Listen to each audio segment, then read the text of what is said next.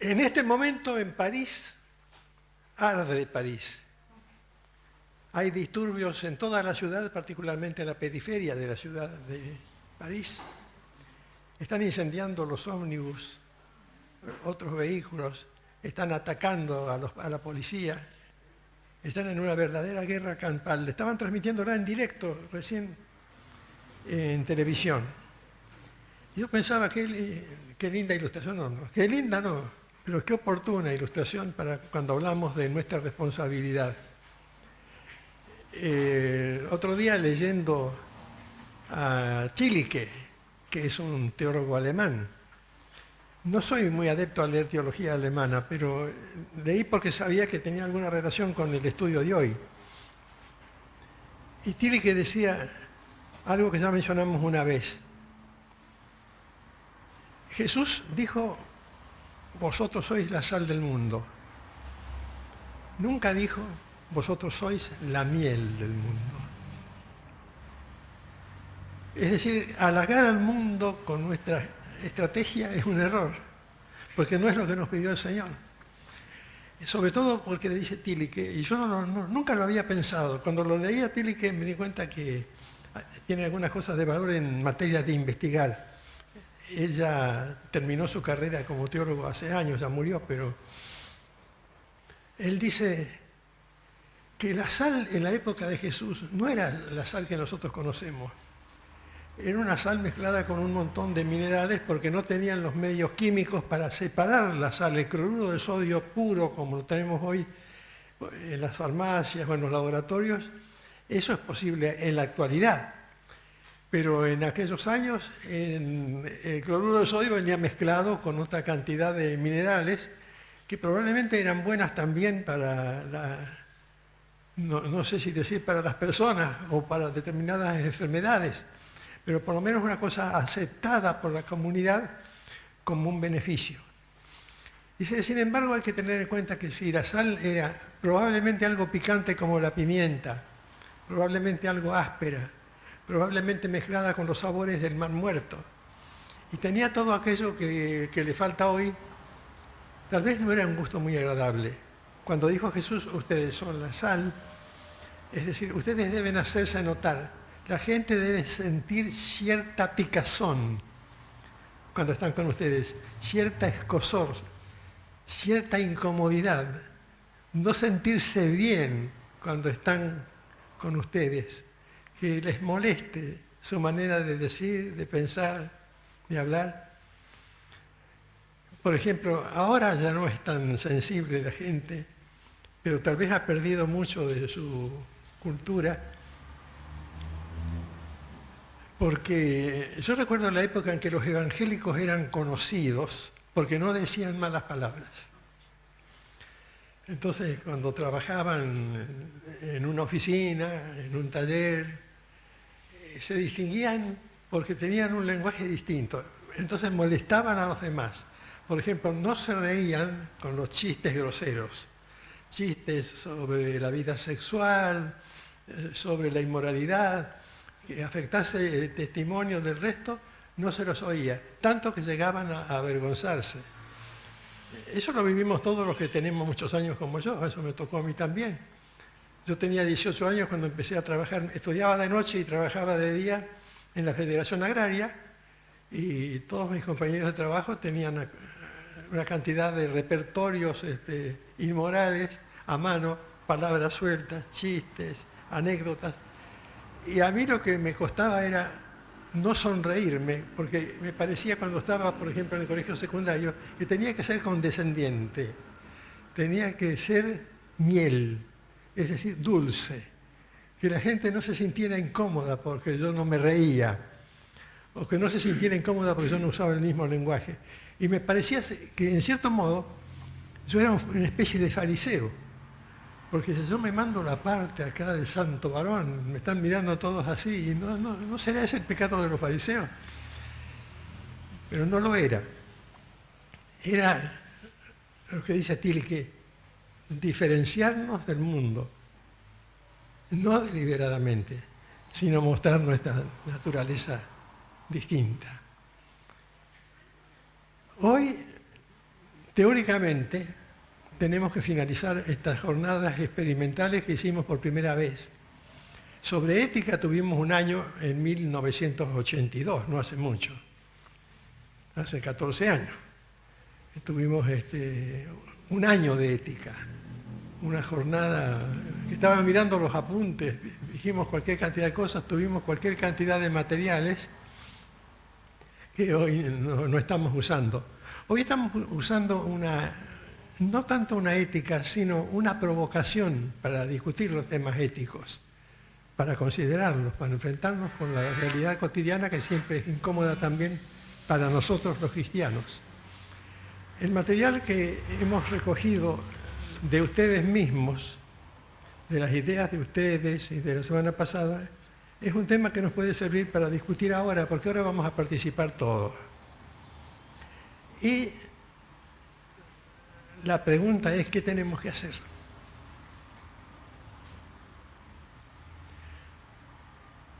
Brunner, ese teólogo famoso también, decía, otro alemán, que nosotros viviendo en un mundo como este mundo que nos rodea, tenemos que tener en cuenta que la ética es una manera de ser, una conducta, una línea de acción a la que debemos aferrarnos. Y decía él, es la manera de estar comprometidos con Dios de la manera que Dios está comprometido con nosotros. Es decir, que nuestra ética debe ser un espejo de la ética de Dios. Me quedo ahí porque si no voy a hablar yo solo y tengo todo este material acá. Yo los animo a charlar. Quiero que veamos si podemos reflexionar un poquitito sobre cuáles son los problemas con la ética concreta, con la conducta nuestra como cristianos, con la conducta nuestra en el ámbito en que nos toca actuar, en la profesión, en la universidad, en la oficina, en la familia, en la iglesia. Empecemos con una definición de ética.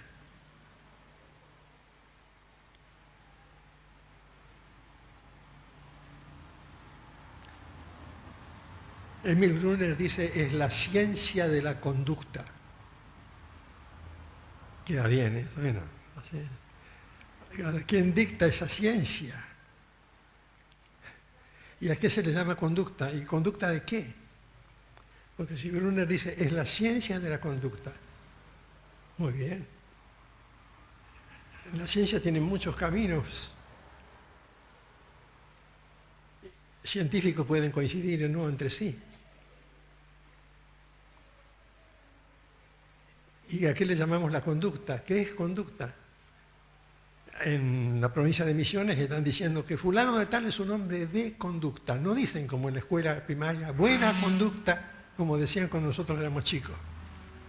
Una persona de conducta. Y queda ahí. Los adjetivos están librados a la imaginación de cada uno. Oigo, sí. Coincidir con lo que uno promete.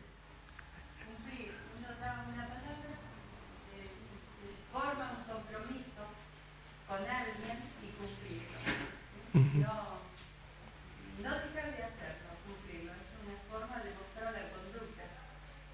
Está bien. Es un mecanismo de lealtad con nosotros mismos y con quienes nos rodean, ¿verdad? La ética, por ejemplo, en los hospitales. A los pastores nos tocaba ir, todavía, pero yo ya soy grande, ya me jubilé, pero todavía, a los hospitales y ver a los enfermos. Pero yo aprendí a ver no solamente a los enfermos, sino a médicos que decían así, hay médicos muy buenos acá. Acá presente está un médico que yo admiro mucho, está por ahí atrás. Un médico flamante, Nico. Pero yo escuchaba a médicos que decían, mira, sacámelo por favor de encima, decirle cualquier cosa y largarlo, pues no tiene nada. Largate a este paciente, sacátelo de encima. Y después atendían a otro así. Entonces yo me pongo en manos de un médico así. defínanme la ética a partir de eso.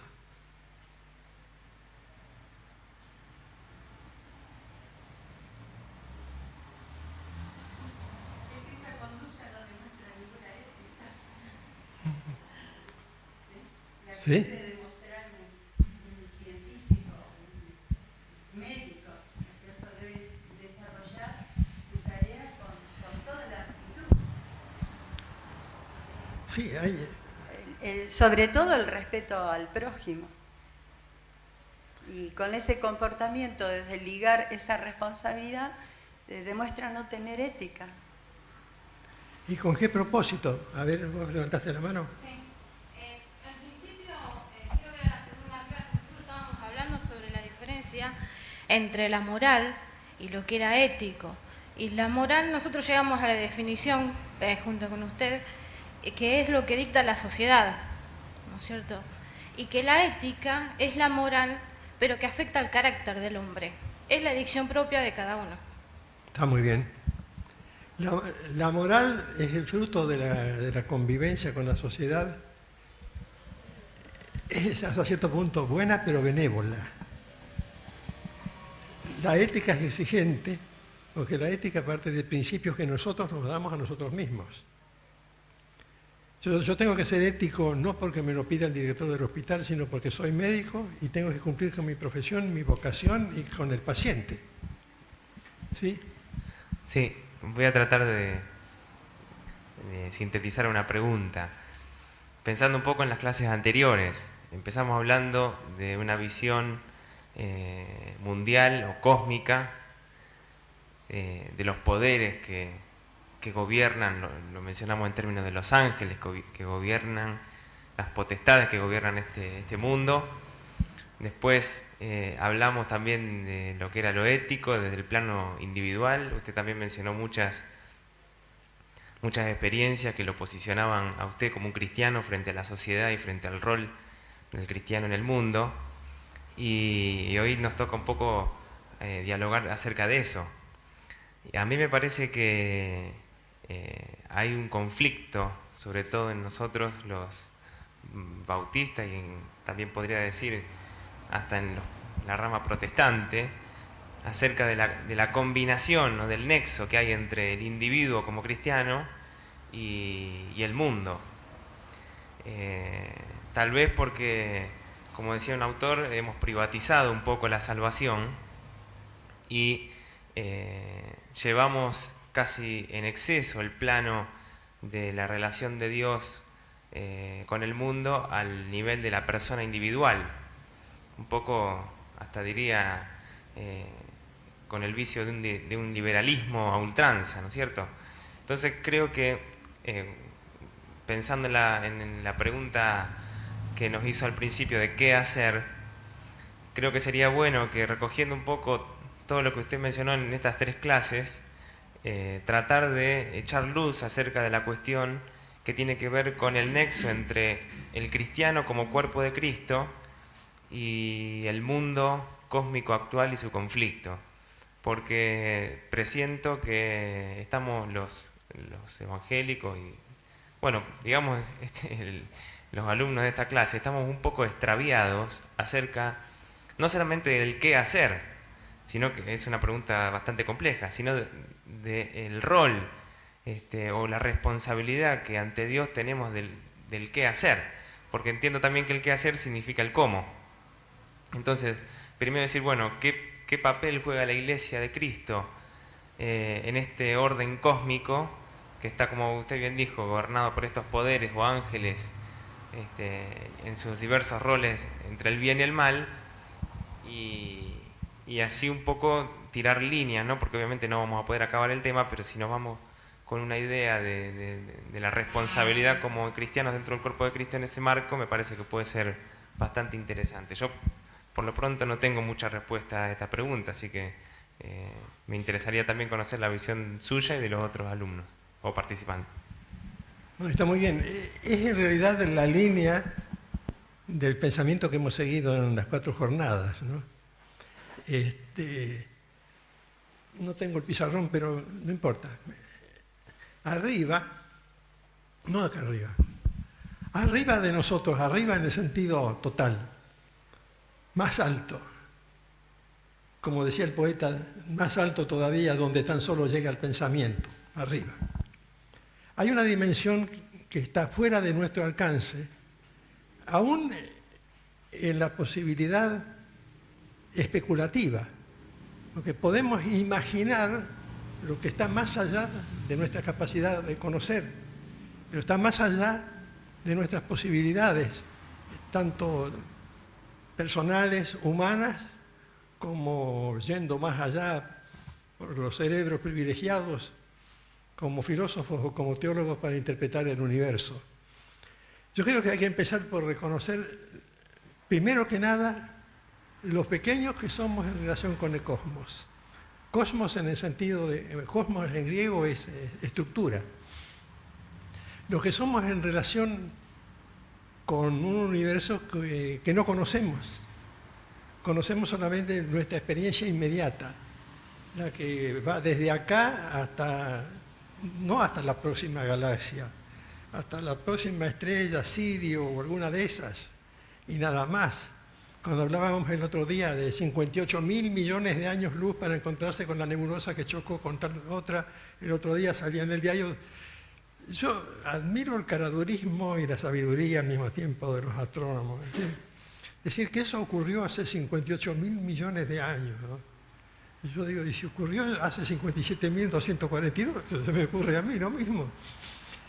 Ahora, eso nos pone en evidencia, pone en evidencia nuestro propio orgullo de seres humanos que conocemos solo una porción del universo. Y entonces es ahí donde empieza la discusión de Wing, el autor que hemos seguido, cuando él tiene que referirse a la interrelación, al juego de esta potencia en relación con nuestra propia vida. Nosotros vivimos acá sobre el planeta Tierra, somos 6.000 millones de personas. Nos dicen las estadísticas. Conocemos más o menos a los que están a nuestro alrededor, los socios de Ñur, los socios de Central y algunos otros más. Y tenemos una idea de la población y de cómo es la gente, y cómo es igual en cierto modo y cómo es diferente en otro. Y estamos frente a ese panorama cósmico. Entonces tenemos que buscar una fuente que tenga autoridad, que sea como el maestro de escuela que nos enseñó a leer cuando teníamos 5 años. Una fuente que nos diga qué es el universo y cómo es. Es decir, la ética requiere fundamentalmente una autoridad inicial, una fuente de la autoridad. Es decir, un juez que esté por afuera, porque si está dentro de la ética misma, empieza a separarse de la realidad cotidiana. Por ejemplo, el señor Bloomberg, que está muy de acuerdo con que hayan condenado a prisión perpetua a 2 de los delincuentes que mataron a Alec, pero no que sean la justicia tan benévola con los otros 2. Y cada uno de los participantes en estos conflictos tiene su punto de vista. Y entonces, si yo interpreto, ¿qué voy a decirle al presidente Bush si me dice, Samuel, usted que es pastor, ¿qué dice de la muralla que se aprobó ayer en Estados Unidos con la firma del presidente Bush? Una muralla de 700 kilómetros de largo, doble ancha, para impedir que los inmigrantes pasen clandestinamente a los Estados Unidos. Yo no digo que esté bien o que digo que está mal. Yo digo, es un desafío a los juicios éticos. ¿Qué diremos de la muralla de Berlín? Yo estuve 4 veces cruzando la muralla de Berlín. A mí me resultaba humillante, y eso que yo no tuve ningún problema, no porque yo fuera comunista ni nada, sino porque, bueno, no vale la pena explicar ahora, pero tuve oportunidad de pasar, mirar, volver y formar mi propia opinión ética, y después darme cuenta, ¿y yo qué soy? Soy un pobre tipo que viene acá por unos congresos y actividades especiales que se producen, paso la muralla, miro los rusos, los alemanes, los franceses, los ingleses, los norteamericanos, parados ahí con sus armas, cada uno en el pedacito de muralla que le correspondía, cada uno con el título de su barrio que le correspondía, su bandera personal, ¿Y yo qué opino? ¿Dónde busco una autoridad moral? ¿El presidente de la Suprema Corte de quién? El presidente de... en la Argentina, digamos, está tan expuesto a la crítica y la censura de tanta gente. Entonces, ¿dónde está la autoridad?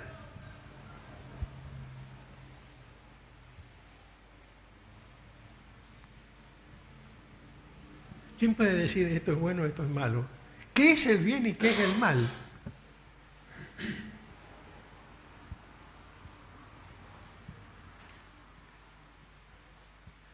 Sí, Esteban. No, Adrián, ¿qué tal? No te había visto, Adrián, estás escondido ahí. Estoy, sí, camuflado.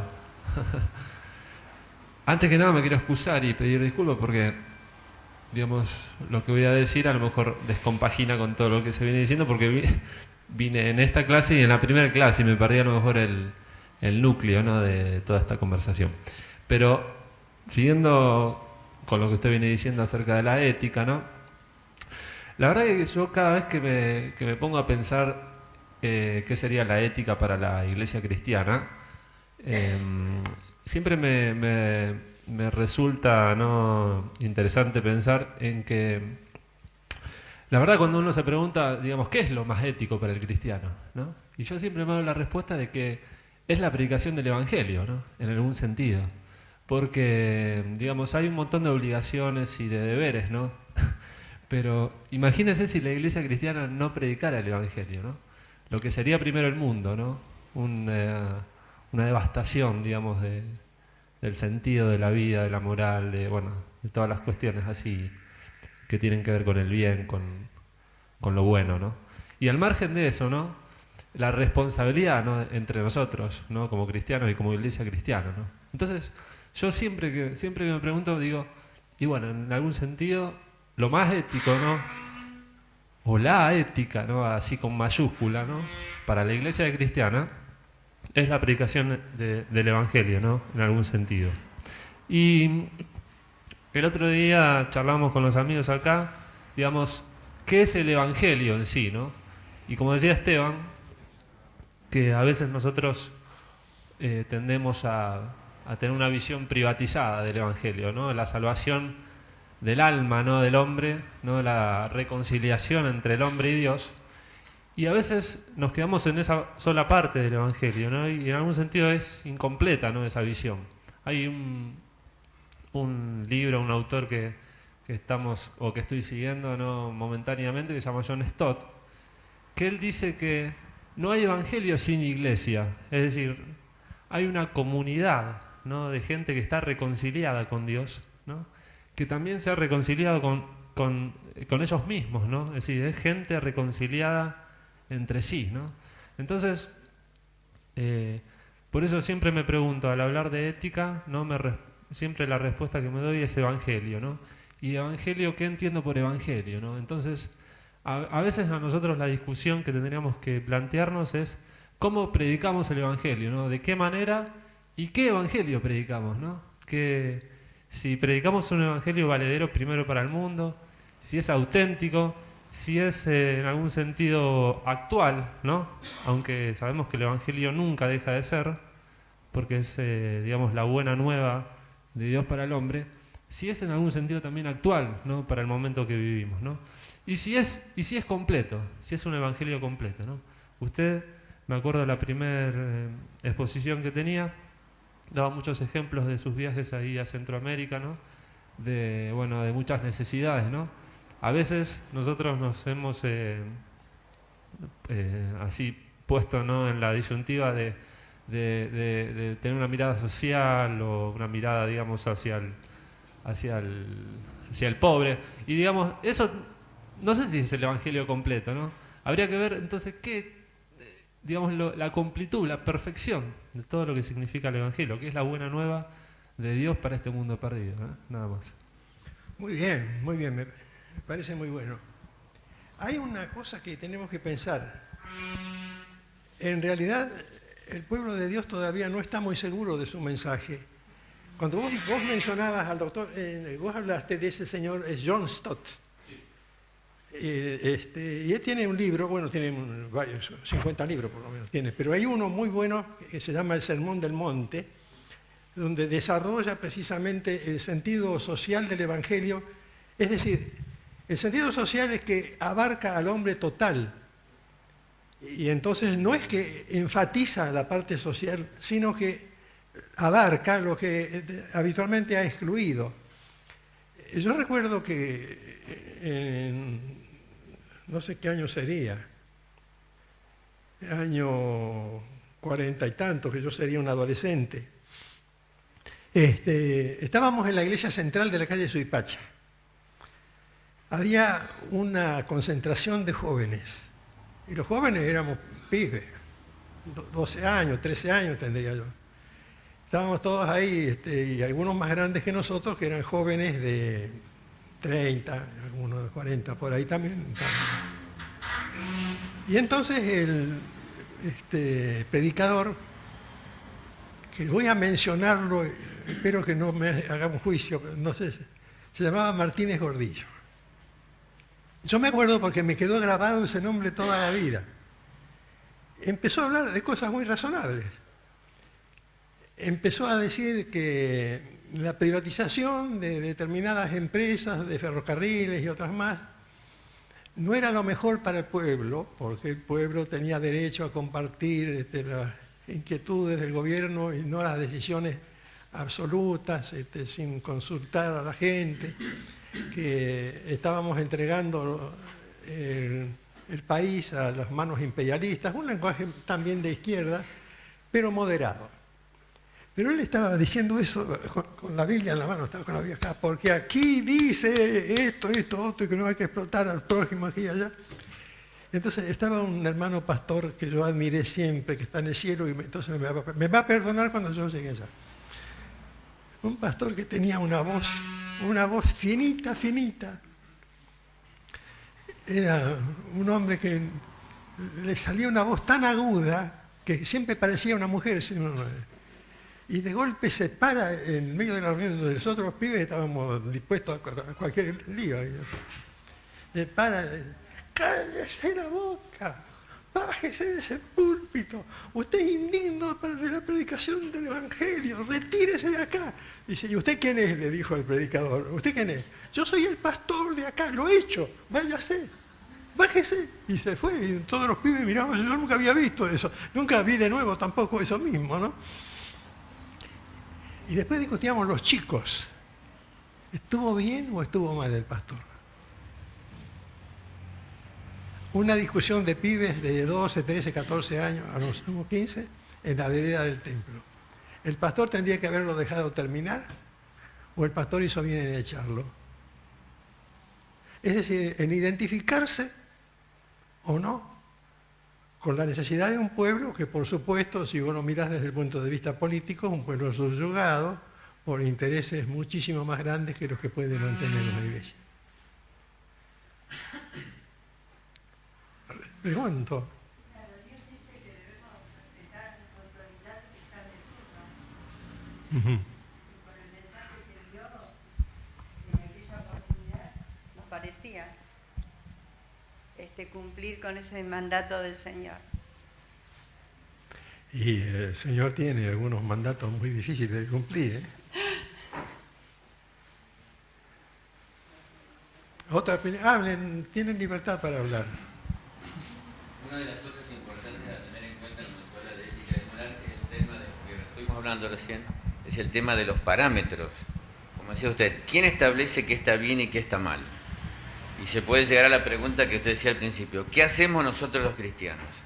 Hoy día, los humanos en muchas partes están diciendo como que ciertas normas éticas ya han pasado de moda, y entonces la están suavizando, la están haciendo más light, y se está diciendo, bueno, lo que antes estaba mal, no era ético, ahora sí es ético. Entonces nosotros como cristianos, ¿qué podemos hacer? ¿En qué nos basamos? No hay ninguna duda que lo único que podemos basarnos es en ese ser supremo que nosotros conocemos muy bien y que estableció las normas éticas y normas, las normas que nosotros debemos seguir. Y yo creo que lo único que nosotros tenemos que hacer como cristianos es conocer un poco más de lo que Dios quiere que nosotros hagamos, nada más, y hacerlo y aplicarlo. Y una identidad de cuerpo, no solamente aislada. Mi viejo abuelo, que nació en Latvia, mi abuela también, bueno, mis tíos, todos. Latvia todavía existe. Es un país chiquitito, que está en el Báltico. No sé si tiene 1 millón de habitantes, pero tal vez tenga. Y mi abuelo era predicador. Y como siempre fue una familia muy humilde, la nuestra, de pocos recursos, iba de un lado a otro contratando lugares para hacer la cosecha, para cultivar plantas, para hacer trabajo de carpintería, porque mi abuelo era carpintero. Y andaban dando vueltas por ahí, por Latvia, cuando Kerensky, el famoso, entre comillas, patriota ruso, inició la revolución libertadora de su época previa al marxismo-leninismo y empezó a perseguir a los que no pensaban como él. Entonces mi abuelo, que predicaba el Evangelio, empezó a tener miedo, no era tal vez el momento para hacer un gran acto de valentía, y empezó a escaparse. Se escapaban mi abuelo, mi abuela, 2 hijos, escapando de un lugar a otro. Se fueron a Alemania, de Alemania tuvieron que escaparse también. Cuando aprendieron a hablar el alemán ya tenían que irse. Se fueron a Finlandia y finalmente consiguieron un barco que llevaba gratis a la gente hasta Brasil. Si la gente se comprometía a ir a trabajar el campo en Brasil, los llevaban gratis, con toda la familia. Y mi abuelo, con todos los hijos y todo, agarró, se metió en el barco y se fue a Brasil. Y llegó a Brasil, tenía que trabajar y participar de lo que había estado haciendo el emperador Pedro II, que significaba una reforma social de Brasil. Pero mi abuelo difícilmente podía hablar en castellano, ya hablaba ladio, ruso, alemán. Entonces se puso a buscar compatriotas de él o parecidos para hablarles de Cristo. Y llegaron a formar un lugar que se llamó Odessa, cerca de Sao Paulo. Y otro lugar que se llamó Varta, para evangélicos. Pero para evangélicos que querían cultivar la tierra y hacer cooperativas agrícolas y ayudar a los pobres y ayudarse a sí mismos. Y anduvieron por Odessa y Varta hasta que finalmente la crisis que hay en todas partes de aquella época, o que había, nos obligaron a venir para el sur, llegaron hasta La Pampa, hasta Santa Rosa, La Pampa, y se fueron ubicando en distintos lugares, siempre enseñando 2 cosas. Enseñando el respeto a la Biblia, la palabra de Dios, y el Evangelio. Aceptar el Evangelio, como dijiste vos, Adrián, hace un rato. El Evangelio total, completo, como mi abuelo lo entendía. Él fundó la primera iglesia bautista de Asunción, Paraguay. Algunas iglesias en la provincia de Entre Ríos y otras en La Pampa. Era su necesidad. Lo exponía como podía, lo hablaba como podía, pero él entendía que el Evangelio no se podía proclamar si no abarcaba la parte social también. Enseñar a cultivar la tierra, enseñar a trabajar con la madera, enseñar a poner techos a los galpones, y hasta que murió de 87 años, hacía galpones de acero y de hierro, trabajando sobre el techo. Es decir, que lo que dijo Adrián es cierto. El Evangelio es total en todo sentido. Por supuesto, cada uno tiene una vocación distinta. No vamos a hacer que todo el mundo haga exactamente lo mismo, que tengan todos la misma profesión y la misma inquietud. Pero el sentido ético es, como alguien de ustedes dijo, que es algo que corresponde al bienestar común, que es lo que todos anhelamos y deseamos. Quiero que recuerden este elemento que estamos discutiendo en las lecciones de estos días. Arriba, ¿qué hay? Dijimos, está la autoridad. Pero la autoridad sobre toda autoridad. ¿Y? Dios. Y ahora, estamos tratando de adaptarnos a un mundo diferente que está gobernado por Satanás. La Biblia dice, 1 de Juan, capítulo 5, que el mundo entero pertenece al maligno. Satanás le dijo a Jesús, acá tienen todos los reinos del mundo y su gloria, son tuyos, si me adoras postrado. Hay una potestad por debajo de la potestad. Y Jesús no le dijo, no tienes derecho a disponer eso, porque tenía derecho. Porque dijo, a mí me ha sido dado, dijo el diablo, en el diálogo con Jesús. Y a quien quiero lo doy. Es decir, yo ejerzo mi voluntad en este nivel. Entonces la ética consiste en decidirme cómo respondo a cada nivel y a la presión de cada nivel. ¿Cómo estoy en ese juego? Es decir, es legítimo que luche por... Hoy llegó la revista de la Alianza Mundial Bautista, una cantidad de fotos de hermanos de las tribus negras de África. Y los pobres no tienen casi ni que ponerse encima, ni mucho para comer tampoco, ni elementos para sanarse menos. Entonces es legítimo ocuparse de ellos. No solamente predicar desde el púlpito tal o cual cosa. Pero son ustedes los que tienen que hablar, no yo. Yo Sí. no quiero monopolizar la Sí. palabra, ¿no? No, pero Me vine parlanchín, perdón. Y voy a retomar la idea esta, ¿no?, que viene desarrollando John Stott. El libro se llama, que estamos trabajando, la nueva humanidad. Es una exégesis, es un comentario del libro de Efesios, ¿no?, la carta de Efesios. Y Stott dice en el comentario que hace del capítulo 2 y el capítulo 3, habla de una nueva humanidad, ¿no? Entonces, en algún sentido, ¿no?, la visión esta de lo social, ¿no?, de los pobres, ¿no?, hay un evangelio, ¿no?, que es mucho más abarcativo que eso, ¿no? Y John Stott lo desarrolla cuando Pablo dice de que no hay ya ni judío ni gentil, ¿no?, sino que de los dos pueblos, ¿no?, a través de Jesucristo Dios hizo un solo pueblo, ¿no? Entonces hay una visión mucho más abarcativa del evangelio, ¿no? Es hacer, digamos, que en ningún plano, ¿no?, de lo social, de lo ético, de lo moral, haya distinciones entre los hombres, ¿no?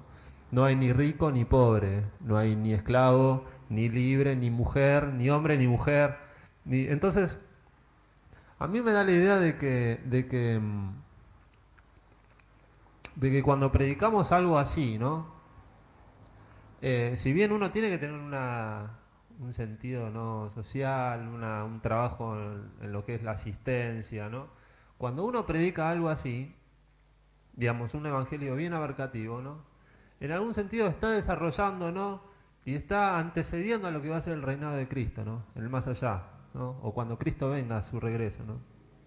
Plantear el hecho de que ya en este mundo, ¿no?, hay un modo de vivir entre nosotros, ¿no?, a través del sacrificio de Cristo, obviamente, no por nuestros propios méritos, de que hay una nueva manera de vivir entre los hombres. Hay un nuevo, digamos, una nueva sociedad, ¿no?, en donde rige un nuevo código, ¿no?, de bienestar, ¿no?, y de convivencia entre los hombres, ¿no? Suena muy, digamos, muy lindo, ¿no?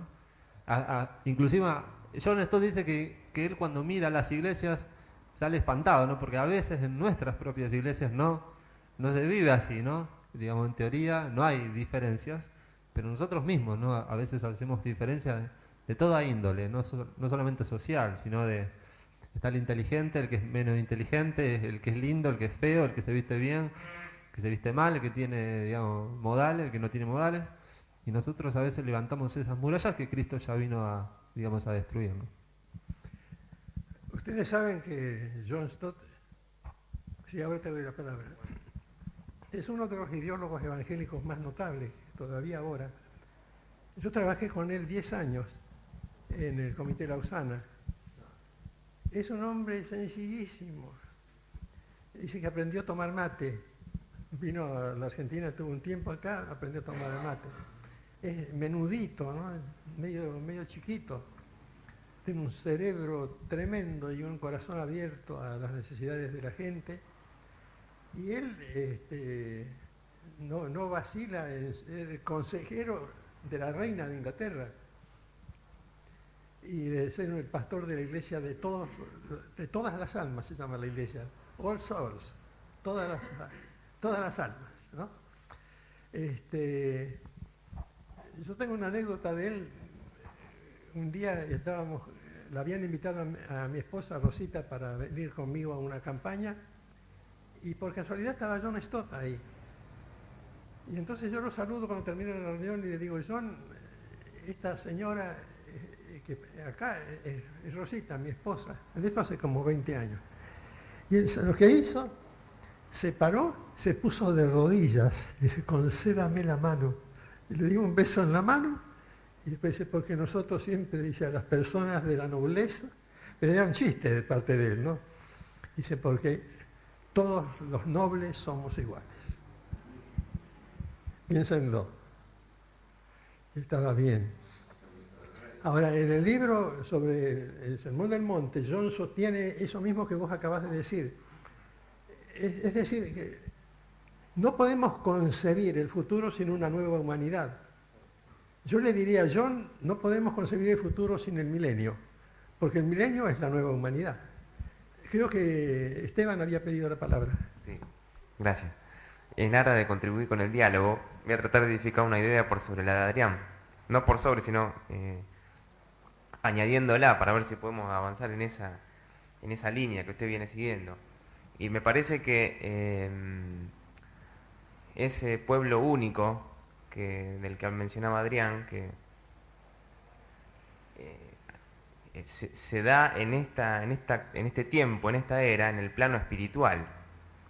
Esto es algo que ha sido producto de varias discusiones entre Adrián y yo y otros, los amigos que generalmente charlamos esto, pero me parece que es importante enmarcar esta discusión también, este diálogo, en lo que le toca a cada dispensación, ¿no es cierto? Porque es muy actual el error de confundir pasajes bíblicos, sobre todo del Antiguo Testamento, que tienen una aplicación política, al plano de la dispensación actual de la gracia, donde el reinado de Cristo se da en la fe espiritual, en el corazón de las personas.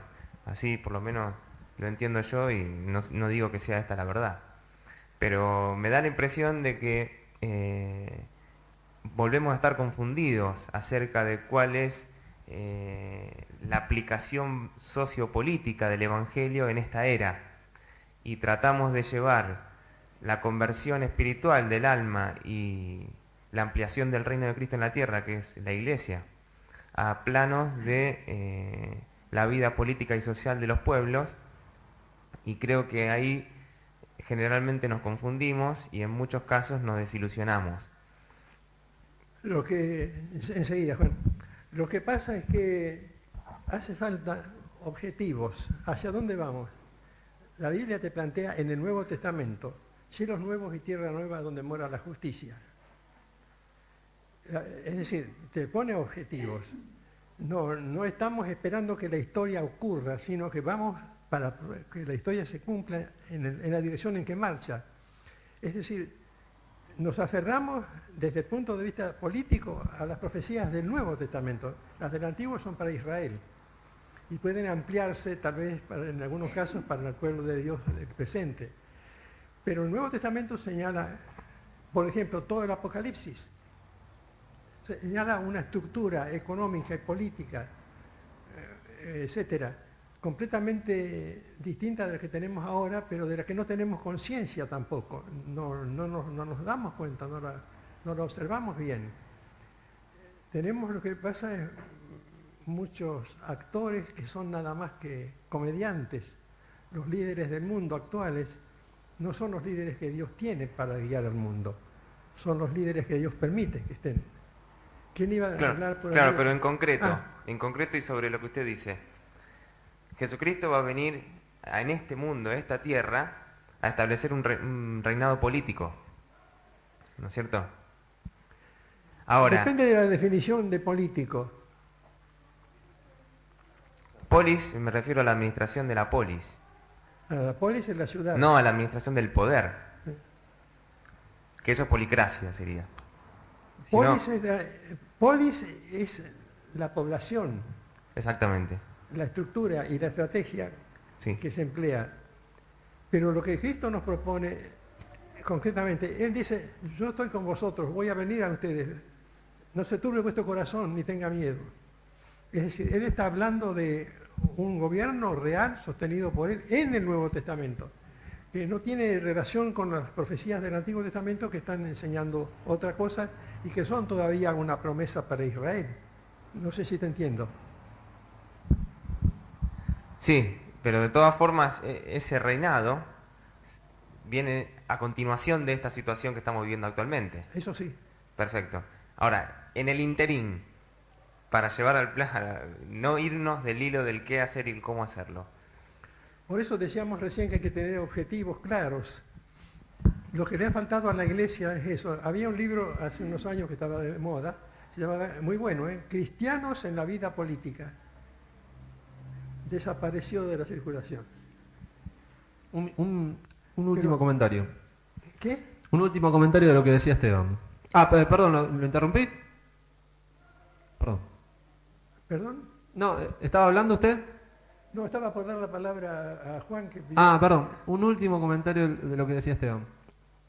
Es cierto que Cristo va a, digamos, a gobernar, ¿no? A reinar en un gobierno real, ¿no? En un gobierno político, ¿no? Y, digamos, territorial, terrenal, ¿no? En algún sentido, cuando Él regrese en el segundo milenio, ¿no?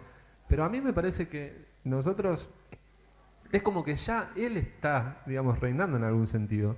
Cuando Pablo habla de la extensión del reino, los evangelios hablan de la extensión del reino, dice que el reino de Dios es una semillita, ¿no? Y que después se transforma en un árbol. Es decir, el árbol existe. Existe desde que está, ¿no? La voluntad de Dios en el mundo, ¿no? Que es el reino de Dios extendiéndose, ¿no? Aunque nosotros no lo veamos, ¿no? En concreto, no lo vemos en concreto, ¿no? Pero el reino de Dios en el mundo ya existe prácticamente, ¿no? No lo vemos, está creciendo, va a llegar a una culminación cuando Cristo regrese. Está bien. Están los principados y potestades, etcétera, que tenemos que recordar. Juan.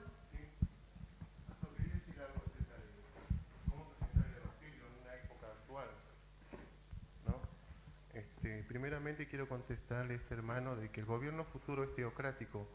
Dios siempre es el que va a gobernar al mundo y el universo y a toda su creación, porque de Él emana toda potestad. Bueno, en este alto espectro en que nosotros nos encontramos en la actualidad, nos hemos olvidado de una materia muy importante dentro del cristianismo, que usted muchas veces la ha mencionado en ABA, cuando nos daba la clase de evangelismo y misiones, que es la antropología. Nos hemos olvidado acerca de estudiar la conducta del hombre de acuerdo a sus costumbres y el lugar donde se está desenvolviendo desde un punto de vista social. Y eso es muy importante porque en la experiencia de mi vida, haciendo evangelismo y misiones, he podido ver eso y administrar ese conocimiento que hemos recogido tanto de usted como otros hermanos que nos han aportado para poderlo aplicar y llevarlo a la práctica. Es por decir, nosotros hablamos de un lugar donde nos movemos, pero cuando vamos a una villa tenemos que ver el comportamiento de ese lugar para poder llevarles el Evangelio objetivamente. Tenemos que saber leer la necesidad de cada lugar y espectro social donde nos movemos. Es muy diferente predicar por decir, llevar el Evangelio en una universidad. Es otro nivel.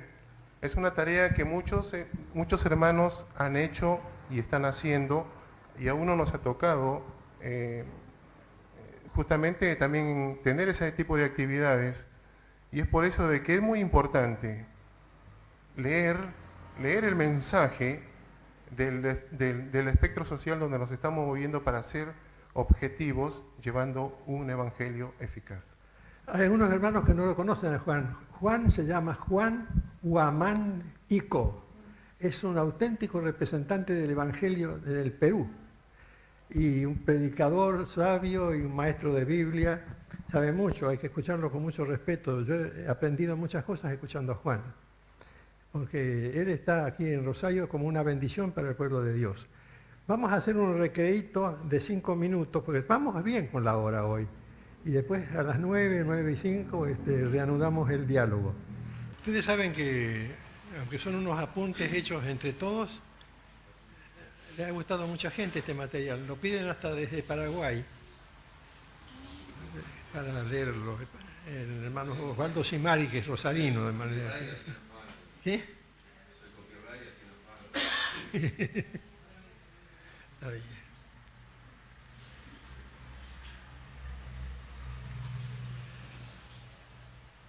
Vamos a ponernos en el día de hoy, jueves, y en esta situación, calle Italia, ciudad de Rosario, provincia de Santa Fe, República Argentina, América del Sur, el planeta Tierra. Estamos acá. Esta pregunta la hice el otro día y no me la contestaron. ¿Le interesa al mundo lo que nosotros creemos y decimos o podemos decir? Este pequeño grupo acá.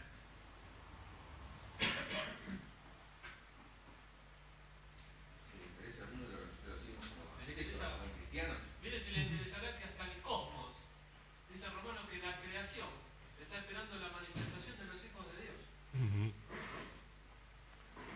Es verdad, de Romanos 8. Sí, ¿quién quería? ¿Quién levantó la mano ahí?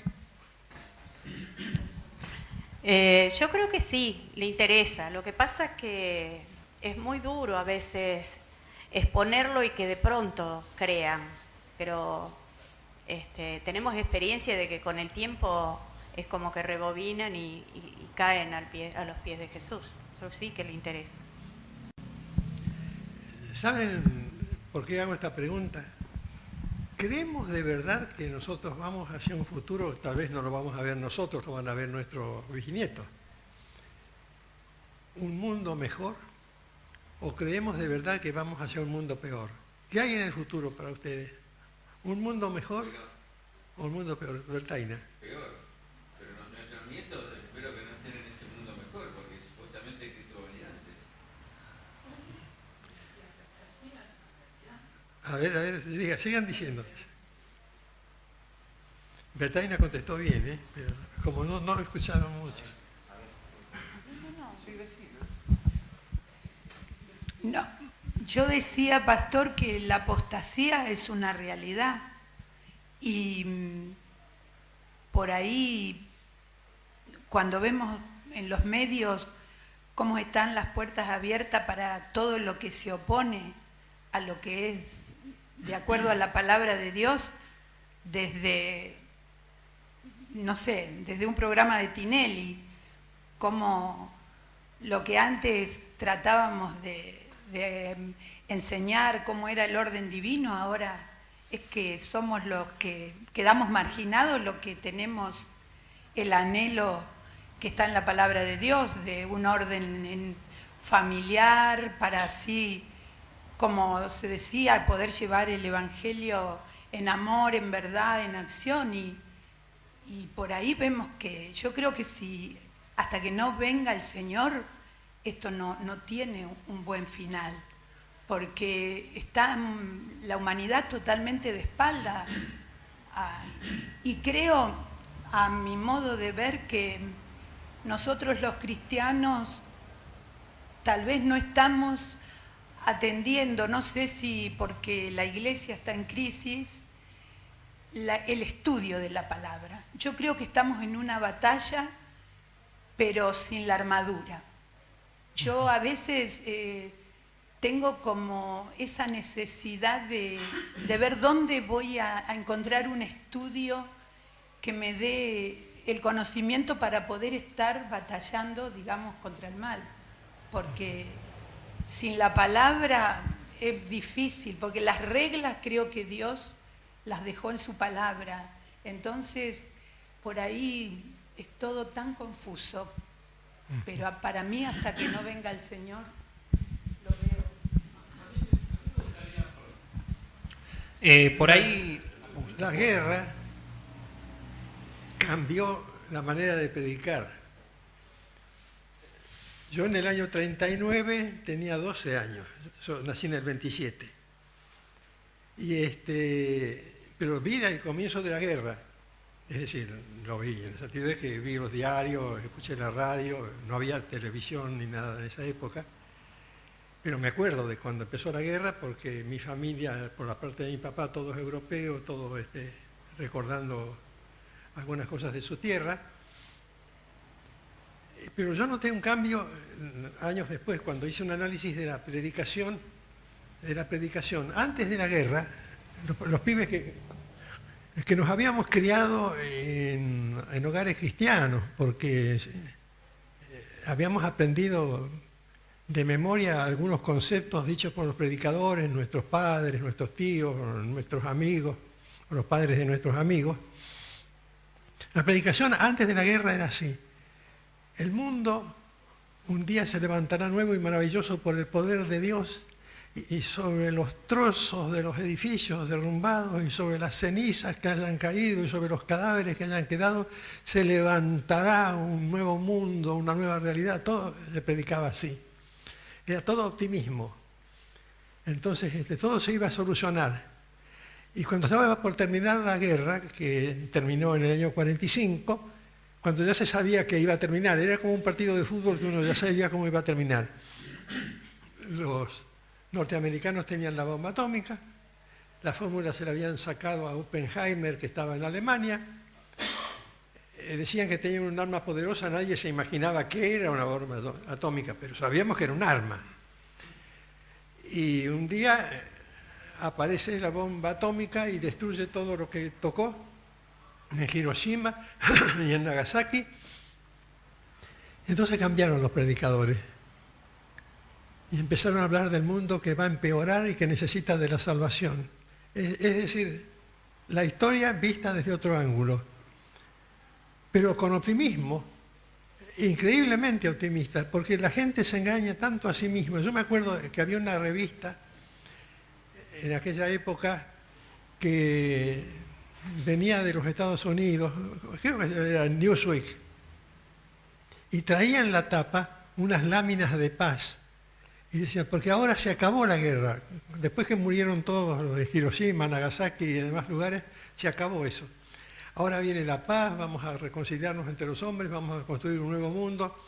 Eso no ocurrió nunca, no ocurrió jamás. El mundo siguió tremendamente mal y en decadencia. Y la predicación fue distinta, fue una predicación entonces fatalista. Como antes decíamos, estamos arriba de la escalera, ahora estamos en el tobogán. Y el mensaje fue así. ¿Y qué mensaje necesitan? Mabel estaba sugiriendo algo, ¿y vos? No, que usted lo está, digamos, aclarando, porque si no nosotros nos movemos de acuerdo a ese dicho que dice que todo tiempo pasado fue mejor, ¿no?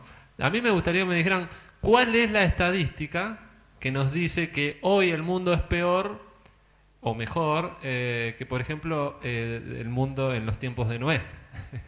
Entonces, con esa mentalidad, uno dice, no, bueno, el tiempo de Noé era un desastre, hoy estamos mejor. Pero el hecho es encontrar en este tiempo, ¿no? Como dice usted, ¿qué es lo que tenemos que predicar, ¿no? Porque en el siglo XIX también la gente decía, no, viene el fin del siglo, nos vamos a... O cuando cambian los milenios, ¿no? Están todos esos predicadores, esos profetas apocalípticos que dicen, no, se destruye todo. Bueno, nunca pasa eso, ¿no? En definitiva. Pero lo que usted dice, ¿no? es lo valioso, ¿no? ¿Qué es lo que predicamos hoy? ¿Qué tenemos que predicar hoy? De acuerdo a este mundo, ¿no? Claro, eso es lo que vale. ¿En qué dirección miramos? ¿Qué objetivos tenemos? ¿Y quién determina esos objetivos si no es la autoridad? La autoridad con A mayúscula, que está por encima de nosotros, lejos de nosotros. Es decir, si no hay una autoridad y no hay un objetivo, difícilmente vamos a crecer, porque no debemos olvidar que nuestros objetivos tienen que estar en coincidencia con la profecía del Nuevo Testamento. Algo que tiene que ver con el poder y lo que tenemos que hacer está en versículo tan conocido, ¿no? En Mateo 28 Jesús les dijo: Dios me ha dado todo el poder para que gobierne en todo el universo. Y después, si ustedes vayan y hagan más discípulos míos en todos los países de la tierra, bautícelos en el nombre del Padre, del Hijo y del Espíritu Santo. Bueno, enséñeles a obedecer lo que yo les he enseñado, y yo estaré siempre con ustedes hasta el fin del mundo. No creo que haya cambiado eso. No. Es decir, la ética tiene que moverse dentro de esos parámetros. Porque la ética no surge, no es independiente. La ética no es una ciencia autónoma. La ética es una ciencia de la conducta en relación con o en relación a. Es decir, no se la puede separar de la realidad cotidiana. ¿Quién? Juan, por allá, ¿quién levantó la mano más atrás? Ah, Rosita, de acá no se la ve, ¿eh? De acuerdo a lo que venimos escuchando, ¿qué es lo que tenemos que predicar en la actualidad? El objetivo de Cristo fue subirse a la cruz para darnos la salvación eterna. Y Él mismo dijo y habló acerca de su muerte. Los profetas también lo expresaron. Y se cumplió esa profecía en Cristo. Pablo dijo de que él no se avergonzaba de predicar el Evangelio, porque era poder de Dios para salvación.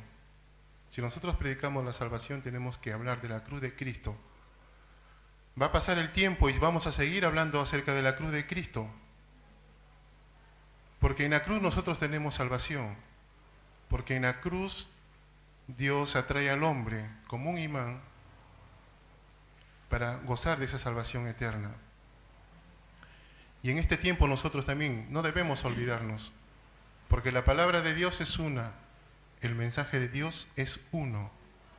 Nosotros muchas veces lo queremos cambiar, lo presentamos sin pecado, sin arrepentimiento, sin todas esas cosas que involucran la salvación, porque tenemos que hablarle también a la gente de la justificación, de la sustitución, de la expiación, de la salvación tan grande que hemos recibido de Cristo por gracia, y por gracia puesta primeramente nuestros ojos en la fe que Dios ha puesto en nosotros, porque incluso ni la fe misma de la cual nosotros gozamos es algo nuestro, sino es un don de Dios que vino a morar en nosotros, porque el Espíritu Santo fue quien hizo ese trabajo para convencernos de nuestros pecados y de arrepentimiento. Así que, sintetizando, no debemos olvidar el arrepentimiento y la cruz de Cristo en el tiempo en que vivimos. Es una perspectiva ahora le doy la palabra, Rosa, es una perspectiva sobrenatural que no nos hemos acostumbrado a desarrollar, porque hay una rama de la teología contemporánea que trata de reducir todo a fórmulas cotidianas comunes, es decir, la negación del mundo de los milagros, de los prodigios, de lo sobrenatural, como si eso fuera vergonzoso en un mundo como el de hoy. La imposibilidad de la ética absoluta como la Biblia la menciona. Es decir, ha ido limitando toda esa perspectiva. Entonces, cuando resurge la fe en la historia, en los grandes movimientos de fe, incluso el pentecostalismo sano, no el exagerado, por ahí, han enfatizado un aspecto que hemos descuidado, el aspecto sobrenatural. Por ejemplo, el movimiento de John Wesley y de Carlos Wesley en Inglaterra parecía imposible porque era una monarquía imperialista dominante, subyugante, que nunca lograría que se convirtieran los obreros de las minas de carbón, porque los obreros estaban al margen de ese problema cotidiano, que para los mineros era muy terrible y para el resto de la población era indiferente. Cuando los Wesley salen con tres cosas, entre otras muchas más. Salen con los himnos de su época, pero los himnos vigorosos de su época. Salen con su mensaje, que era un mensaje de lo sobrenatural, de Dios hace milagros, Dios, esto parece imposible, no importa, el Dios en que creemos puede hacerlo. Y su mensaje era así. Y la tercera cosa, salieron a la calle, cosa que ningún predicador se había animado de esa manera. Salían a la calle, en las esquinas, y predicaban y pedían el arrepentimiento de la gente. Y claro, los anglicanos, porque los wesleyanos eran anglicanos de origen, los anglicanos veían eso y se hacían cruces pensando, esto va a fracasar. Va a fracasar porque se afirma que va a ocurrir tal milagro, que va a pasar tal prodigio, que va a acontecer tal cosa, que los mineros van a aceptar a Cristo. Todo no puede ser. No puede ser que la gente se pare a cantar en las esquinas de Londres, en una sociedad tan conservadora como era la sociedad británica del tiempo de Wesley. Y ocurrió todo lo que decían que no iba a pasar, pasó. Es decir, Dios mostró que cuando le abren una puertita así, Él entra con toda su fuerza e invade todo. Y realmente es la manera de ser de Dios. Es como cuando abre la puertita del pesebre en Belén, no la puerta literal, porque no tenía puerta. Pero dice, acá estoy yo y estoy a través de un milagro. Es el debate ético. La moral tradicional dice, es un hijo natural de una aventura amorosa entre María y José. Y no hay otro testigo que un ángel que viene y dice, y el ángel está solo, pobre, está primero cuando habla con María, y después cuando llega con el conjunto de ángeles que cantan, y puede decir, estamos ante una cosa increíble. No es serio creer en estas cosas. Y es serio creer, porque eso transforma al mundo, es un toque de Dios, donde pone la mano Dios, todo se transforma. Hermana Vitulo, usted tenía la palabra. Sí. Agrego algo nada más. Un cristiano tiene que vivir una vida sobrenatural, una vida de milagros, si no, no tiene mucho sentido. Sí, es cierto. Es una vida de milagros, una vida de sobrenatural. Es una vida nueva en Cristo. El reino de Dios se vive aquí también, no solamente en el cielo. Y contestando la pregunta de qué evangelio predicamos, el único, la cruz de Cristo, la muerte de Cristo, la resurrección de Cristo. Pero sí como que, como hizo Jesús, ¿no? Si había que darle de comer a 5.000, le dio de comer a 5.000. Si había que darle de comer a 4.000, le dio a 4.000. Si tuvo que hablar con la mujer samaritana, habló con ella, y a la mujer adúltera la perdonó. O sea que tiene que ver con los hábitos de cada lugar. Yo estoy yendo ahora a Correa y me encuentro con situaciones totalmente diferentes a las que se podría encontrar aquí en la ciudad. Y es como adaptarse, no digo adaptarse, el Evangelio es siempre el mismo y la obediencia es siempre la misma. Pero Jesús tuvo compasión de la mujer samaritana y de la mujer adúltera. Entonces, Él a nosotros nos ha dado todo ese poder y todo lo que Él era nos ha transmitido a nosotros también. Y ahí se puede ganar gente y se puede transformar a la gente. Nico. Por ahí completando lo que decía la hermana, y teniendo en cuenta de que el Evangelio que vino Jesús a predicar y a mostrar, y que por ende nosotros también tenemos que hablar, era el Evangelio del amor. Por amor se hizo todo prácticamente, desde la decisión del Padre en enviar a su Hijo hasta la entrega total del Hijo en morir por nosotros. Ahora, una pregunta con respecto a la ética, que bueno, lo que estuvimos hablando al principio más que nada, ¿es ético hablar de un evangelio de amor sin atender a la otra persona? Sin acudir a la necesidad física, orgánica, y viéndola como un ente en su totalidad. ¿Es ético? No, es una ética falsa, sí. Ya te contesto, pero sí. Jesús sació el hambre de los necesitados y después le dio la palabra. Pero Él vio primero la necesidad, que había una necesidad, gente que no tenía para comer. Sació ese hambre, ese apetito, y después Él predicó la palabra. Antes de contestar a Nico, Juan Carlos, después te doy la palabra, porque no quiero perder el orden. En 1 Corintios dice, hay tres cosas que son permanentes. La confianza en Dios, la seguridad de que Él cumplirá sus promesas y el amor. De estas tres cosas, la más importante es el amor. Procuren amar con sinceridad y pídanle al Espíritu Santo que los capacite de manera especial para hablar de parte de Dios. Muy bien. Lo que preguntaba Nico, después te doy la palabra, Esteban. No es ético porque no es moral. Es decir, moral es responder a las inquietudes de la comunidad. Hay una comunidad que siempre es sensible al dolor. No en todas partes, pero hay esa sensibilidad. La sensibilidad de un Alfred Schweitzer cuando fue al África y se dio cuenta que estaban allí los negros que no tenían ningún tipo de recursos para sobrevivir, y trabajó tanto con ellos en Lambaréné que finalmente llegó a transformarse en el premio Nobel. Es decir, Alfred Schweitzer es un ejemplo del amor inseparable del Evangelio. Cuando uno lo separa ya está equivocado. Cuando hace entonces beneficencia. De modo que tu pregunta es pertinente, completamente pertinente. Fíjate que en el material que teníamos para hoy, que no pude imprimirlo del todo por un problema con la computadora, tengo una frase de Albert Camus, que era un escritor: no ser amado es tan solo mala suerte, pero no amar es toda una tragedia. Todos nosotros estamos muriendo a causa de esa tragedia. La violencia y el odio secan el corazón. La larga lucha por la justicia está consumiendo el amor que sin embargo le dio origen. Es el clamor en el que vivimos, donde el amor se hace imposible y la justicia insuficiente. Camus no es un cristiano militante, pero descubre que ese papel del amor es inevitable si uno quiere construir una sociedad nueva. ¿Quién era el que estaba esperando turno?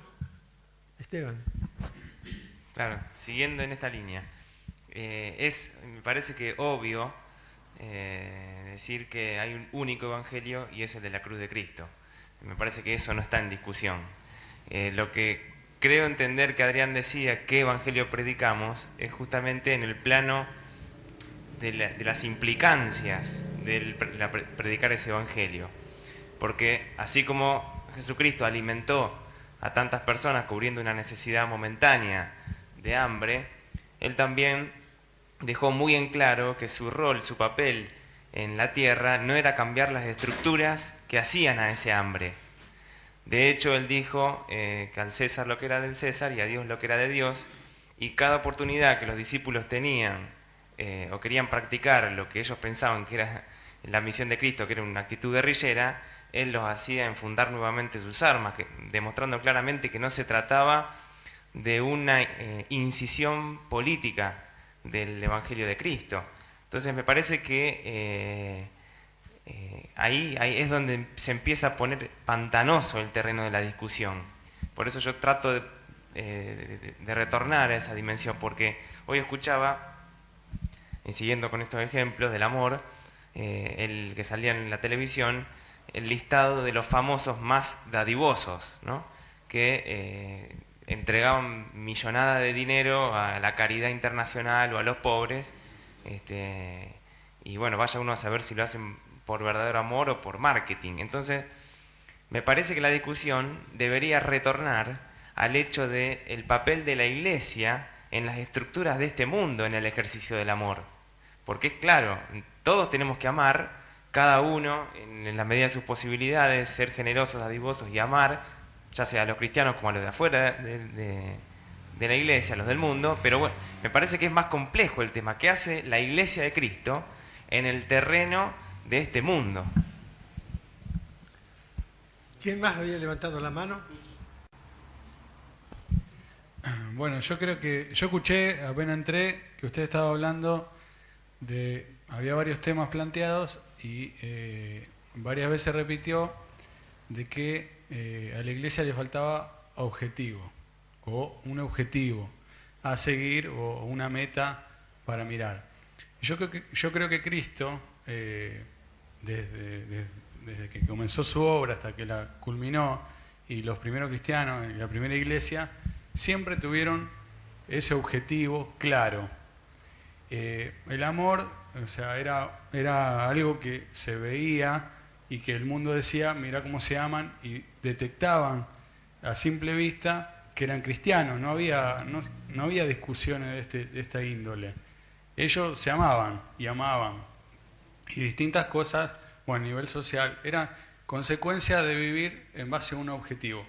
Yo creo que eso un poco es lo que encierra, completando la idea de Esteban, un poco a la idea de la iglesia, o a la idea en general, porque podríamos estar ahora discutiendo de distintos casos o de distintas necesidades y acciones. Cristo, en base a ese objetivo, se fue encontrando con necesidades y Dios se fue mostrando su poder sobrenatural en distintas situaciones, pero nunca se olvidó de ese objetivo. Cuando en Juan 17, y él ora y le dice a Dios que ya había terminado la obra que él le había dado que hiciese, que le había dado a sus discípulos, o sea, el objetivo de Jesús fue el mundo, pero no llegó al mundo, él no le habló al mundo, él agarró a 12, formó 12 y así formó su primera iglesia. O sea, yo creo que fundamentalmente la idea que a mí me queda de lo que usted decía era que a la iglesia le hace falta ese objetivo y ir en pos de ese objetivo. Hay una expresión de John Stott muy buena. Él dice, Dios ama a todo el mundo. Yo tengo que amar a todo el mundo porque Dios ama a todo el mundo. Si Dios ama, yo no tengo excusa, porque Dios ama hasta lo que puede parecer indigno de ser amado. Dios ama al delincuente, al culpable de 1000 tipos de pecados, Dios lo ama. Y si Él lo ama, ¿quién soy yo para decir yo no? Dice, yo no puedo pretender que Dios odie a quienes odio yo, agrega John Stott. Si yo odio a alguien, no estoy con el mismo espíritu del corazón de Dios. El corazón de Dios es que yo ame y no odie. Yo no puedo orar y decir, Dios odia a esta persona porque me hizo mal a mí.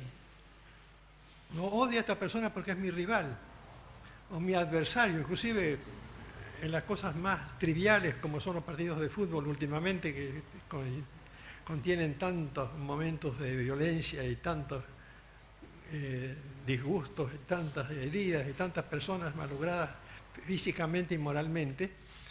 Uno piensa, ¿tengo que amar? Es difícil.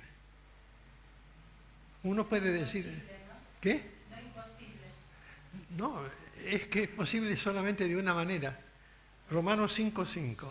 El amor de Dios ha sido derramado en nuestros corazones por el Espíritu Santo que nos fue dado.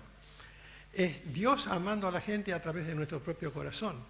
Si no es el amor de Dios, el amor nuestro que produce nuestra naturaleza carnal es insuficiente. ¿Sí? El amor del Espíritu Santo que mora dentro de nosotros es el que hace la obra. Claro. ¿Sí? Nosotros en la carne no podemos. Pero Exactamente. el que mora en nosotros, que es el Espíritu Santo, es el que va a hacer la obra.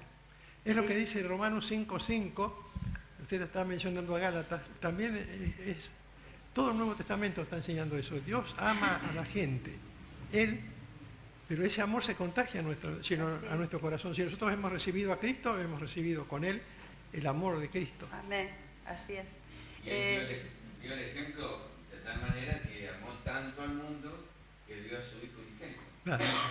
Así que él dio el ejemplo, siempre dio el ejemplo, en todas las cosas. Nosotros tal vez también tendríamos que hacer justamente los valores cristianos que tenemos, los valores éticos cristianos que tenemos, también tendríamos que hacer nosotros el ejemplo para otros en el mundo. Juan. Cuando se hablaba de la ética, que es el tema principal, ¿no? Nosotros como personas, como seres humanos, necesitamos tener modelos a seguir. Modelos, los cristianos, modelos buenos. Y Jesús nos dejó algo muy importante. Él dijo, sed imitadores de mí. Pablo dijo, sed imitadores de mí como yo lo soy de Cristo. Pablo. Sí. Pablo. Como yo, bueno, ese es un modelo a seguir y allí encierra totalmente lo que es el producto de la ética. Sí, en realidad la ética es una palabra técnica que hemos ideado los hombres para separarla un poquitito de lo que es propio de la naturaleza humana redimida, que es... Yo no necesitaría una clase de ética si realmente estuviera convertido con el Espíritu Santo en mi corazón. Ya el Espíritu me utiliza para amar a la gente. El separarlo es un artificio teológico nomás.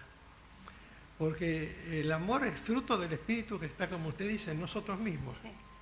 Y es el primer fruto, o en realidad el primer gajo del fruto, cuando Pablo, dirigiéndose a los filipenses, dice, el fruto del Espíritu es amor, primero, gozo, paz, etc.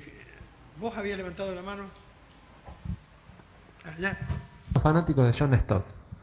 Porque hay otro libro de John Stott que se llama Contracultura Cristiana, ¿no? Chiquito.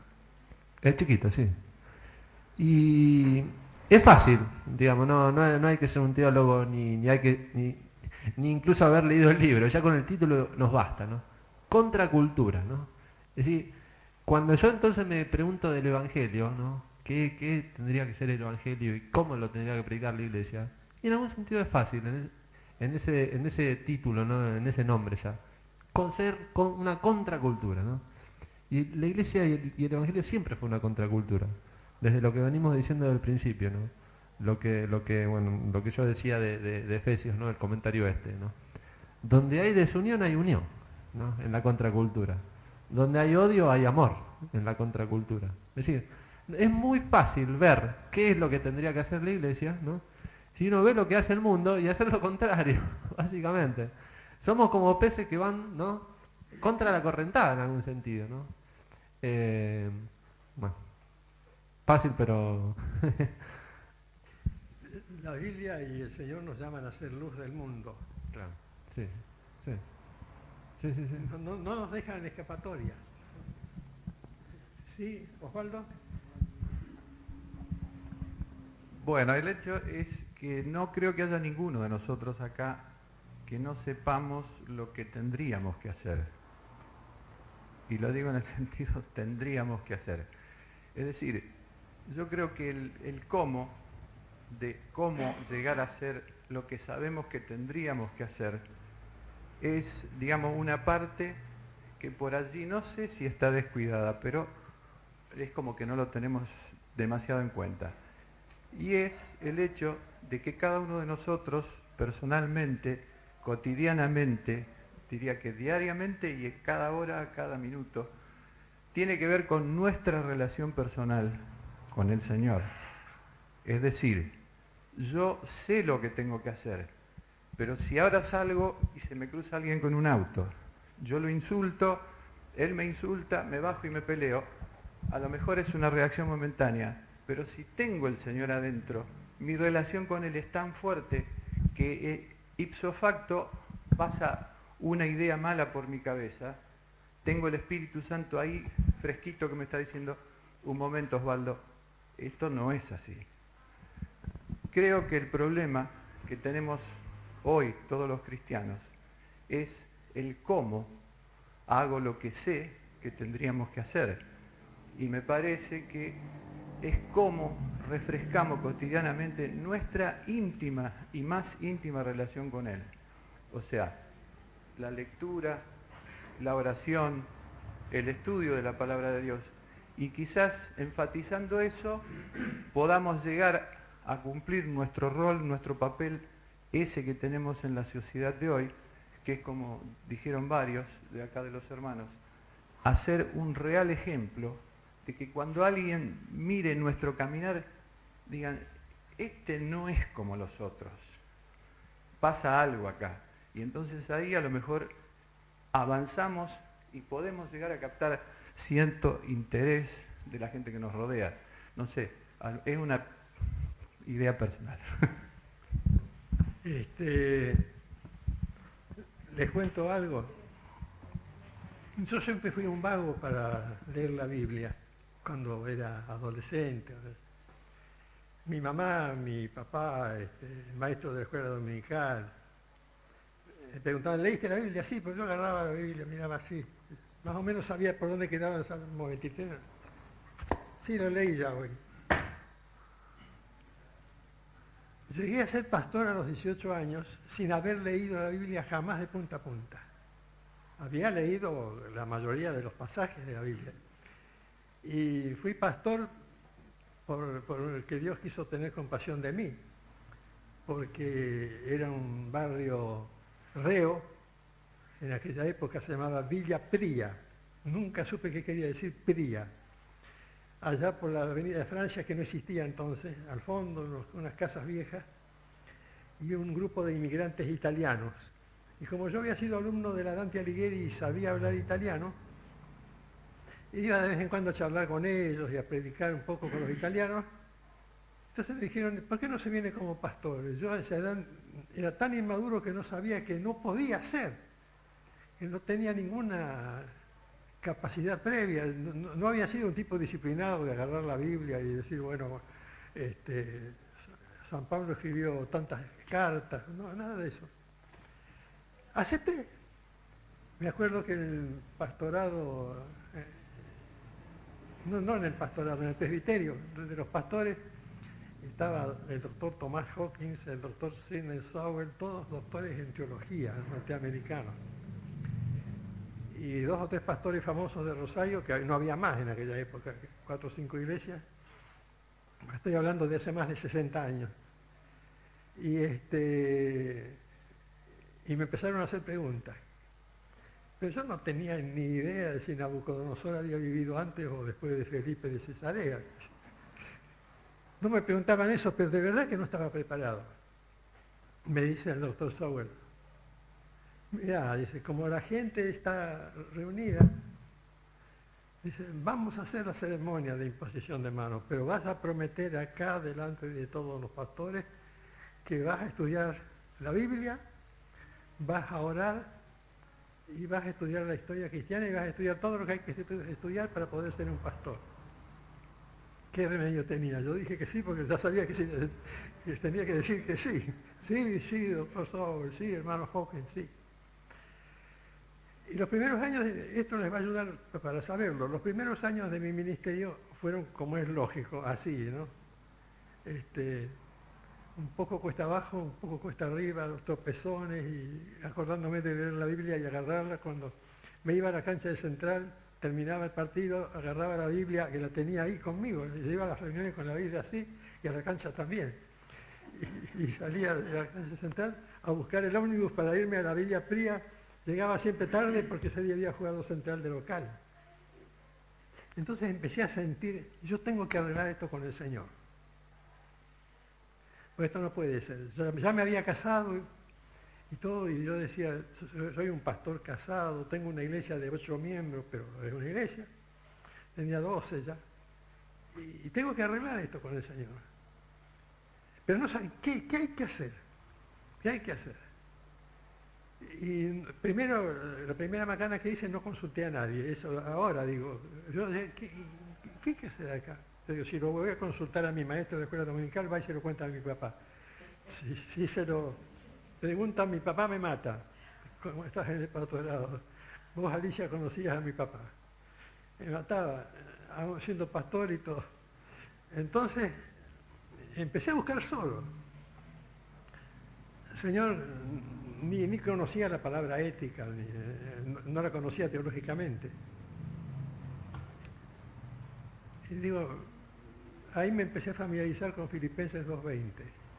Con Cristo soy juntamente crucificado y vivo no ya yo, pero lo leía, pero no pasaba nada. Decía, acá dice que estoy juntamente, ahí está, con Cristo estoy juntamente crucificado. Ahí está, ahí arriba. Pero también es cierto todo lo que dice de los muertos. Y no pasaba nada. Así llegué a tener más de 40 años de edad. Y todavía no estaba, bueno, satisfecho no, más o menos, que yo estuviera sabiendo que la cosa seguía más o menos bien. Y un día, leyendo algunos devocionales por ahí, escuchando a algunos predicadores, me di cuenta que lo que tenía que hacer era decirle al Señor que yo no sabía. tuve que ponerme a orar y decirle, Señor, yo no sé cómo se arregla este lío, porque estoy en el ministerio y la verdad que soy un vago, que estudio poco, ahora en aquella época ya escribía algunos artículos, pero muy pocos. Y el Señor me empezó a contestar de una manera que yo no me di cuenta que era del Señor, que me cambió hasta el día de hoy. Lo que yo hago cada día cuando me levanto, hago cosas que cualquier cura católico me felicitaría. La primera cosa que hago es digo un gloria. Gloria al Padre, gloria al Hijo, gloria al Espíritu Santo. La primera cosa que hago cuando me levanto. Pero lo digo de corazón, con todo mi corazón, con toda mi reverencia, conmovido. Gloria al Padre, gloria al Hijo, gloria al Espíritu Santo. Amén. Yo lo digo yo mismo. Si puedo gritarlo en algún momento, lo gritaría. Y termino de decir eso, paso un minuto y fatalmente digo el Padre Nuestro. Pero no con el sentido que lo puede hacer el católico por un rezo litúrgico, sino porque me nace espontáneamente. Padre nuestro que estás en los cielos, santificado sea tu nombre, venga tu reino, sea hecha tu voluntad. Porque, como dice John Stott en el libro Sermón del Monte, dice John, si Jesús dijo, cuando ustedes oren, oren así, ¿por qué no oran así? Dice John Stott. Y oran también todo lo que quieran, pero oran en privado, personalmente, en su casa, la oración que Jesús enseñó. Porque es como decirle a Jesús, Jesús, eso lo enseñaste vos para aquella época. No, si Jesús lo enseñó, algún motivo tiene. Y empecé a orar así. Gloria y el Padre Nuestro.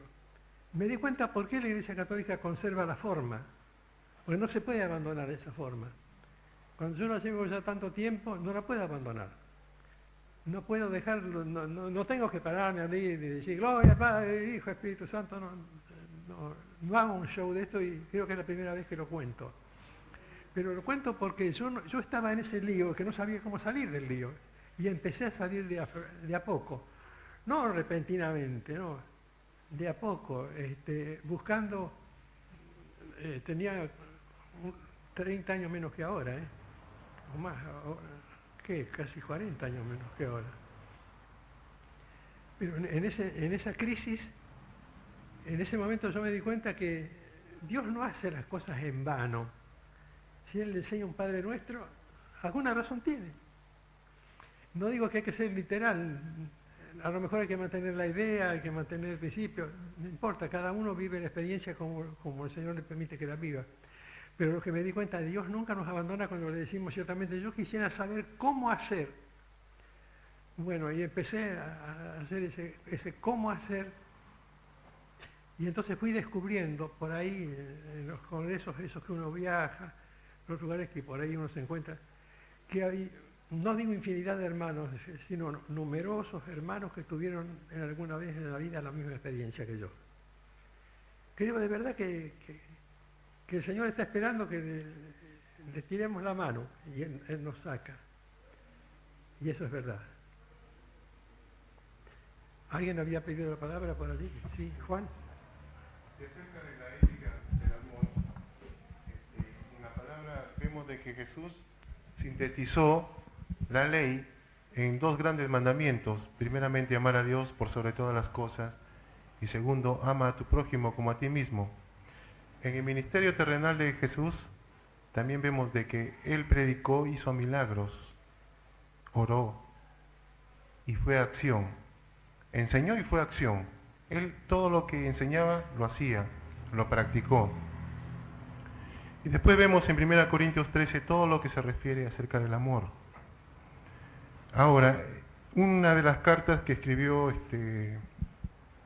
están escritas en el Nuevo Testamento, que es de Santiago. Santiago 2 nos dice, 1:22 dice, pero sed hacedores de la palabra y no tan solamente oidores, engañándoos a vosotros mismos. O sea, nos está hablando de que nosotros debemos de poner en acción todo lo que decimos. Y en 2, versículo 14, Santiago nos viene diciendo, nos viene hablando acerca de las buenas obras, ¿no? Dice, hermanos míos, ¿de qué aprovecha si alguno dice que tiene fe y no tiene obras? ¿Podrá la fe salvarle?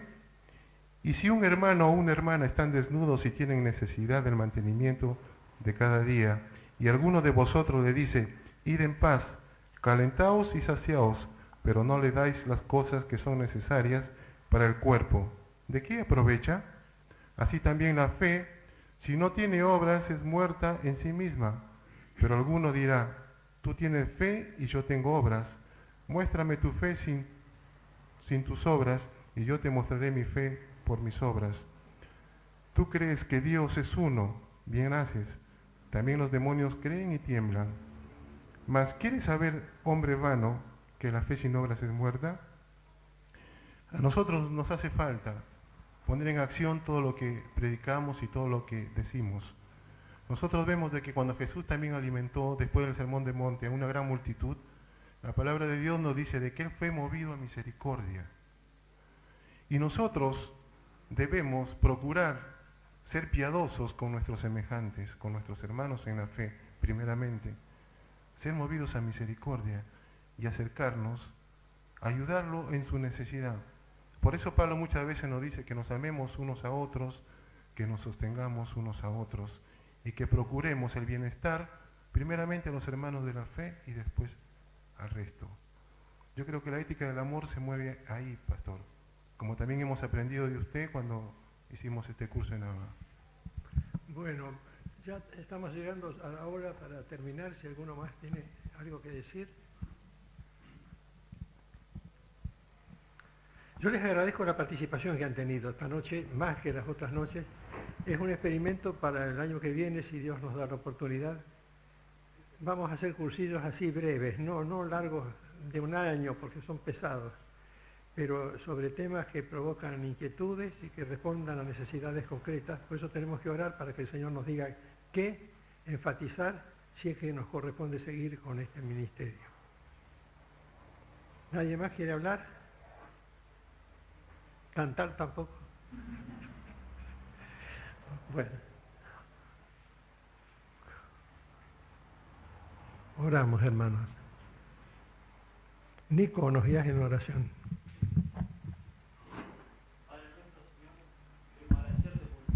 Realmente sentimos que nos has hablado, Señor. Queremos agradecerte, Señor, porque nos diste la oportunidad de poder abrir nuestros corazones y nuestras mentes, Señor, para escuchar, Señor, y entender con el estudio de tu palabra, Señor, lo que tenemos que hacer, Señor, como cristianos, Señor, y como evangelistas también, Señor. Queremos realmente, y está en nuestros corazones, de que tu amor, Señor, nos mueva al Evangelio, Señor, y que sea tu amor, Señor, el que muestre nuestra fe. Nos ponemos cada uno en tus manos, Señor, y bendice nuestras vueltas a nuestros hogares. En tu nombre, amén. Bueno, Dios les bendiga a todos.